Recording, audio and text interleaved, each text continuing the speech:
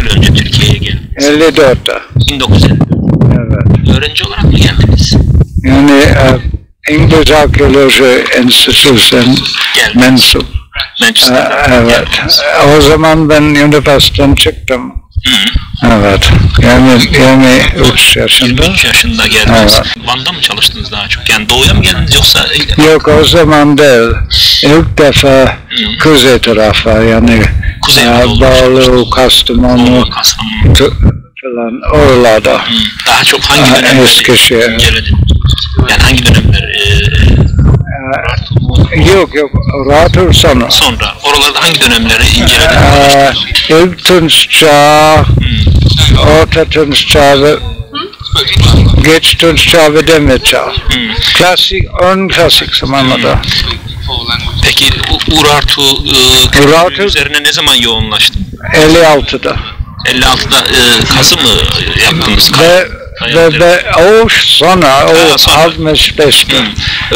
Ben 56'da Van'da vardım, hiçbir şey Urartu hakkında bilmedim valla. Hiçbir şey o zaman. Öğrendim, yerde öğrendim.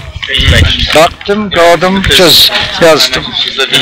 Fotoğrafta çektim. Yani o zaman öğrenciydiniz, daha sonra doktoranızı yaptınız. Yok, ben yapmadım. Bizim o yaşta doktorluk lazım değil. Yani araştırmacı olmak yetiyordu bilim adamı. Araştırmanın hürriyet vardı. Evet, şimdiki gibi doktor olmak, doçent olmak aranmıyordu araştırma yapmak için. Peki o ne zaman Van'daki o Muş'taki Kayalı Dere kazısı ne zaman başladınız? 65'te mi? 56'da 57'de araştırma yaptım. Yaptım yani, önce survey araştırma evet. Daha sonra mı? Fakat 64'te gene Muş vilayetinde araştırma yaptık. 65'te Kaylıdere'de hafriyat yaptık. 65'te Stephen Lloyd'la beraber. Rahmetli Stephen Lloyd'la beraber Kayalıdere'de kazıya başladınız. Ondan sonra Urartu üzerine yoğunlaştın. Yani Urartu uzmanı gibi oldun. Urartu çalışmaya Urartu'dan yok. 56'dan beri 57'de ilk defa çıkarttı. Benim ilk rapor. Urartu raporu çıkarttı. Evet. O Kayalıdere'de ne gibi arkeolojik sonuçlar elde ettiniz? Yani Kayalıdere bir Urartu kalesi miydi? Tabii.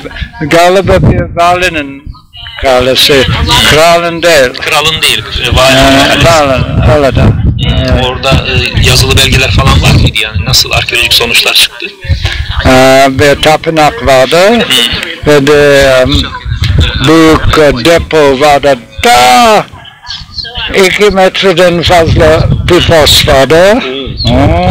Yüksek, çok büyük, muazzam. Kış şartları ağır geçtiği için doğuda hep depolama amaçlı kullanmışlar değil mi o küpleri? Tam hangi krala ait belediye, fakat zannederiz geç 8. asır. Hiç yazılı belgeyle geçmedi mi yazılı belge? Yok, piktografla vardı. Yani evet. Bazı mesela şarap veyahut buğday falan numaralar da vardı. Ama cebi yazı yoktu. Kayalıdere'den başka yerde kazı yaptınız mı Türkiye'de? Yok. Sadece orada. Peki. Yalnız öğrenci gibi de Stephen Lloyd altında bir sene 54 Beycistan'a gittim ama benim hafriyat değildi. Peki Kayalıdere'deki kazıyı niye bitirdiniz? Neden devam ettirmediniz? Ben devam etmek çok istedim. Bazı Türk arkeologlar, bazısı şimdi öldüler. Onlara rica etmek lazım. Yani onlar mı istemediler yapmanı? Evet. Neden? Arkeolog doktor olmanın için. Yok. Başka nedenler mi? Yok. Çünkü Urartu onlar için kendinin hususi arazi arazi O zaman da olmak vardı böyle paylaşmalar. Şimdi Türkiye'de biliyorsun son yıllarda böyle bölgeleri paylaşma var. O zaman da var mıydı böyle bir şey? paylaşma dedi. Yani böyle sahip çıkmak mesela. Maraş, Vardı ama o kadar. evet. Gordion hafriyatında sonra Gordion'da Amerikanlara müsaade verildi 1950'de. Ondan sonra bazı Türk arkeologlar düşündüler ki Urartu bizim olması lazım.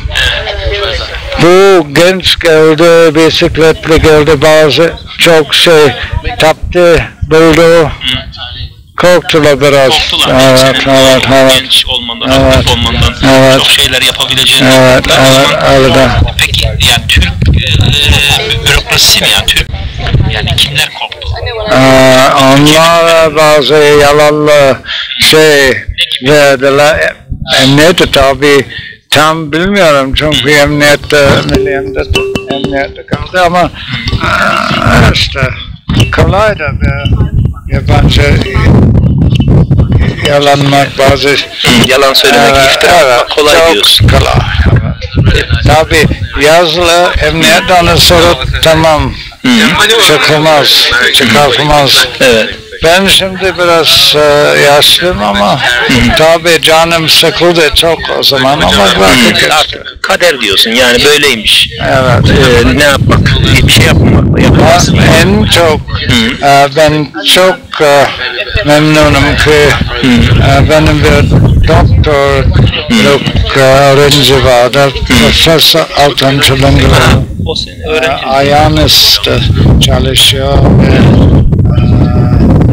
biz ikimiz çok seviyoruz ama işte En azından Türkiye'de bir öğrenci yetiştirmiş oldunuz. Evet. Yetiştirdiğiniz öğrenci Türkiye'de önemli bir kazıyı yapıyor. Ayanist çok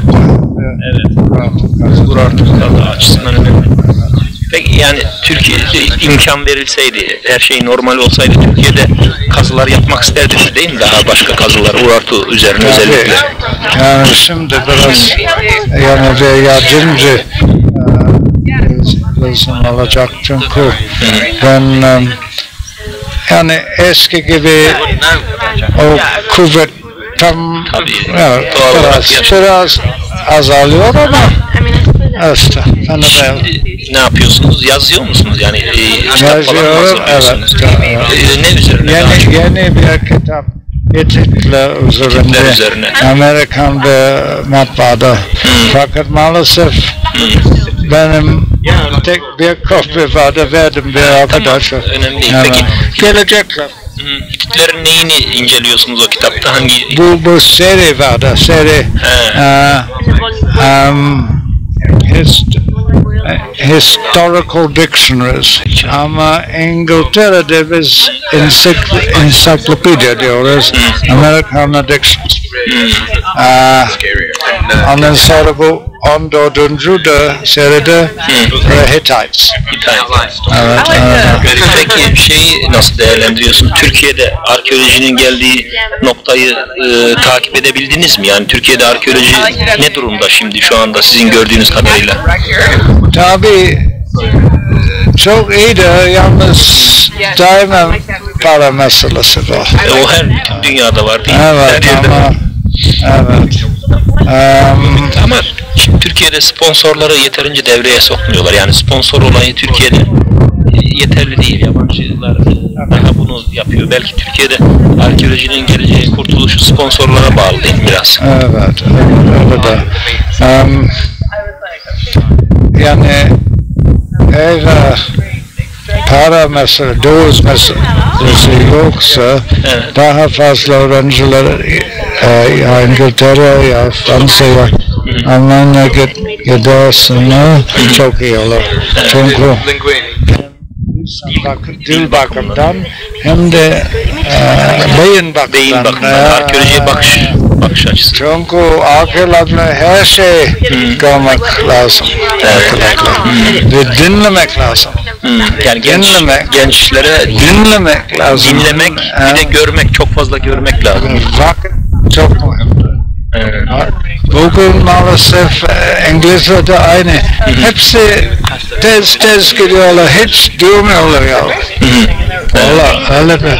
Yani gençlere zamanın çok önemli olduğunu mesaj olarak veriyorsunuz o zaman. Vakit çok önemli diyor. Ben o en hakiki, en kıymetli naşit vakit.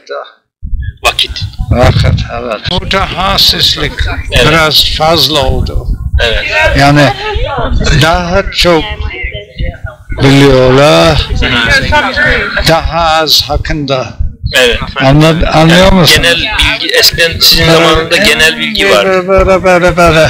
Evet. Çok biliyorlar ama daha az. Evet. Şimdi eskiden değil mi? Daha genel biliyordu arkeologlar. Şimdi İşte, uzmanlaşma başladı. Bu çok iyi değil belki de. Daha genel bilmek daha faydalı. Öyle fikrim böyledir. Evet, ben de aynı. Tabii herkes kabul edemem ama fikrim böyledir. Charles Bey, başka söylemek istediğiniz şeyler var mı? Yani ben bu hafriyat, Domuztepe hafriyat, halaf kültürün çok önemsiyoruz. Çok mühim bir yerde. Burada 3-4 günde çok öğrendim. Çok şey öğrendiniz, evet. Çünkü gözlerim açık. Evet. Ne zaman öğrenmek görüyorum, vaktim bitti. Evet. Ama iyi yani burada olmanızdan hepimiz mutlu olduk. Bir mesaj vermek istiyor musun Türk arkeologlarına veya genç arkeologlara? Ne mesaj vermek istiyorsun? Türk arkeolojisini biraz... Arkeoloji ve haber, yani yeni haberler varsa. Ama kimse paylaşmıyor biliyorsun. Tutmamak lazım. Evet, paylaşmak lazım. Evet. Dünya global oldu. Evet. Yani ticaret hürriyeti olsun. Yani haber hürriyeti de olsun. Evet, haber hürriyeti olsun. Yani şimdi bir kazı yapılıyor diyelim bir yerde. Yayınlanmadan, pres olmadan hiç kimse bilmiyor. Tabii. Bu yanlış değil mi sizce? Bunu paylaşmak lazım.